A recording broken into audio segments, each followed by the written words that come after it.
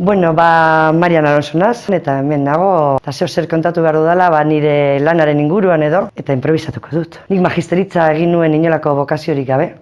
Orduan 3 urte ziren, iruditzen zitzaidan erreza, diru erreza. Euskaraz klasak emoteko lana bazegoen, eta horregatik sartu nintzen. Gero psikologia egin nuen aurrerago, hori gustatzen zitzaidan asko. Baina behin mundu honetan sartuta konturatu nintzen, hau zela nirea. Hau zela nirea. Disfrutatzen dut umeekin pilo bat, umeak, nerabeak batez ere, ume txikiak ez ditut horren atsegin. Baina nerabeak bai. Lehengo aste santo baino lehen uste dut izan zela, oso idazle famatu bati entzunion, dakit Morillo duena bizena, guztiok poema bat daramagula barruan. Eta esaldi horrekin gelditu nintzen eta nik sinesten dut hori egia dela.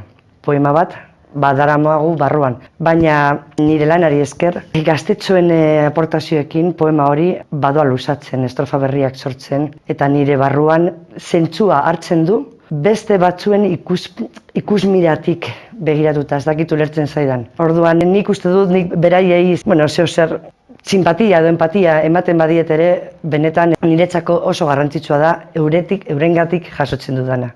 Orduan, lanera normalean, badakit ematen duela, ez dakit posik etortzen nahi, normalean, batzutan ere, geldituko nintzatek etxean. Baina lan egitea pertsonekin privilegio bat da, eta niretzako adin honetan, lana aurretik daukatenean, ate guztiak zabalik, apurtxua laguntzen, topatzen, euren argiak eta euren iluntasuna ere, grisa, beltza, zuria, eguneroko horrek benetan betetzen nau.